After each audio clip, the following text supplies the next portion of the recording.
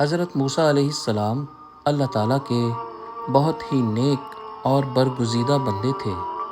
آپ کو کلیم اللہ کا لقب دیا گیا تھا۔ لقب کی وجہ یہ تھی کہ آپ علیہ السلام اللہ تعالیٰ سے باتیں کیا کرتے تھے۔ باتیں کرنے کے لیے ایک مکہ راستے میں آپ کو ایک عورت نظر آئی جو کہ بہت رو رہی تھی۔ آپ علیہ السلام کا دل ویسے بھی بہت نرم تھا۔ اس عورت کو دیکھ کر آپ بھی غمگین ہو گئے۔ موسیٰ علیہ السلام سے رہا نہ گیا تو اس عورت سے اس کی پریشانی کا سبب پوچھا، تو پھر اس عورت نے بتایا کہ وہ بے اولاد ہے اور لوگ اسے بانجھ ہونے کا طعنہ دیتے ہیں۔ اس عورت نے حضرت موسیٰ علیہ السلام سے گزارش کی کہ وہ اللہ تعالیٰ سے یہ دریافت کریں کہ اسے کبھی اولاد ہوگی یا نہیں۔ وہ عورت جانتی تھی کہ حضرت موسیٰ علیہ السلام اللہ تعالیٰ سے ہم کلام ہوتے ہیں۔ موسیٰ علیہ السلام نے عورت کو یقین دلایا کہ وہ اللہ تعالیٰ سے اس معاملے کی بات ضرور کریں گے۔ یہ کہہ کر آپ پھر سے کوہ طور کی طرف چل دیے۔ اللہ تعالیٰ سے ملاقات کے دوران اس عورت کا معاملہ بیان کیا تو اللہ تعالیٰ نے حضرت موسیٰ علیہ السلام کو بتایا کہ اس عورت کی قسمت میں یہی لکھا ہے، اسے کبھی کوئی اولاد نہیں ہوگی۔ اس عورت کو چاہیے کہ اس پر جو آزمائش آئی ہے اس پر صبر کرے۔ آپ علیہ السلام سن کر خود بھی غمگین ہو گئے۔ جب آپ علیہ السلام کوہ طور سے واپس لوٹے تو آپ نے اس عورت کو اسی جگہ بیٹھا ہوا پایا جو کہ آپ علیہ السلام کا انتظار کر رہی تھی۔ تو آپ علیہ السلام نے اس عورت کو اللہ تعالیٰ کا فیصلہ سنایا تو وہ عورت بہت غمگین ہو گئی۔ آپ علیہ السلام نے اس عورت کو تسلی دی اور یہ بھی کہا کہ اللہ تعالیٰ کے ہر فیصلے میں بہتری ہوتی ہے، اس لیے وہ صبر سے کام لے۔ اولاد اللہ تعالیٰ کی دین ہوتی ہے، وہ جسے چاہے بیٹیاں عطا فرمائے، جسے چاہے بیٹے اور جسے چاہے دونوں ہی عطا فرماتا ہے۔ یہ کہہ کر آپ علیہ السلام وہاں سے چلے گئے۔ اس واقعے کو بہت عرصہ گزر چکا تھا۔ ایک دن اس عورت کے گھر کے پاس ایک درویش روٹی کا سوال کر رہا تھا۔ عورت کے کان میں جب اس درویش کی صدا پڑی تو اسے رک جانے کو کہا اور کچھ دیر کے بعد اس کے لیے روٹیاں لے کر آئی اور اس درویش کو روٹی دے دی۔ یہ دیکھ کر درویش بہت خوش ہوا۔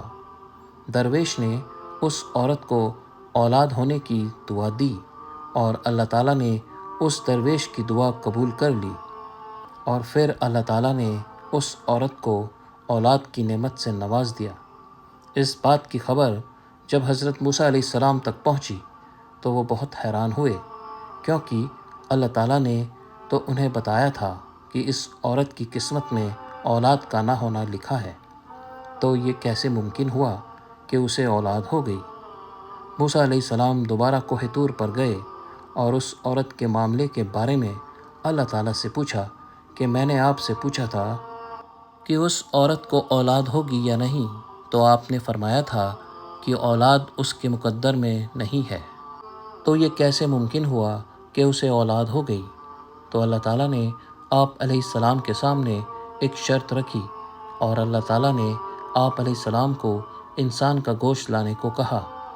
جب اللہ تعالیٰ انبیاء اکرام کو کسی چیز کا حکم دیا کرتے تھے تو کوئی بھی اللہ تعالیٰ سے سوال نہیں کیا کرتا تھا، اس لیے حضرت موسیٰ علیہ السلام نے بھی اللہ تعالیٰ کی شرط پر کوئی بھی سوال نہیں کیا۔ پھر اپنی بستی میں جا کر لوگوں کو اللہ تعالیٰ کا حکم سنایا۔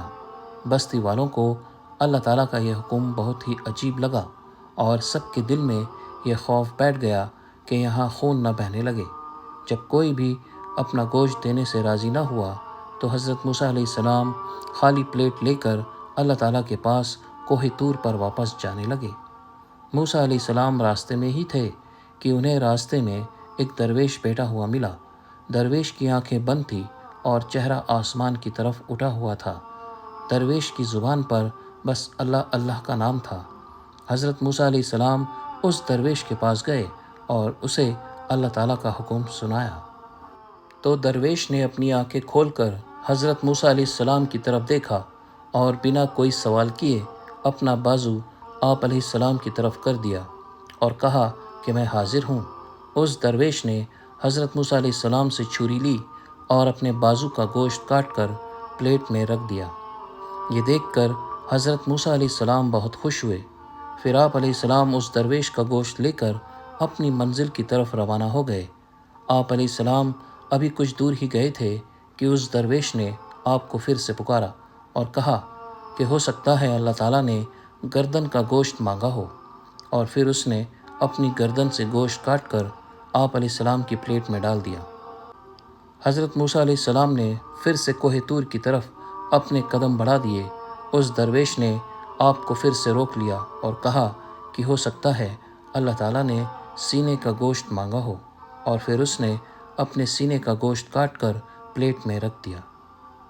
اور پھر اس درویش نے اپنے جسم کے ہر جگہ کا گوشت کاٹ کر پلیٹ میں رکھ دیا۔ حضرت موسیٰ علیہ السلام نے کوہ طور پر جا کر گوشت سے بھری ہوئی پلیٹ اللہ تعالیٰ کے سامنے پیش کر دی۔ اللہ تعالیٰ نے حضرت موسیٰ علیہ السلام سے پوچھا کہ یہ گوشت کس سے لائے ہو؟ تو حضرت موسیٰ علیہ السلام نے اللہ تعالیٰ کو سارا قصہ بیان کر دیا۔ اللہ تعالیٰ نے فرمایا، اے موسیٰ، یہ میرے بندے کا مجھ سے عشق ہے، اور اس عشق کی حد تو دیکھو کہ اس نے اپنی تکلیف کا نہ سوچا۔ اس نے میری رضا اور خوشی کے خاطر اپنے جسم کی بوٹیاں کاٹ کر تمہارے سامنے رکھ دی۔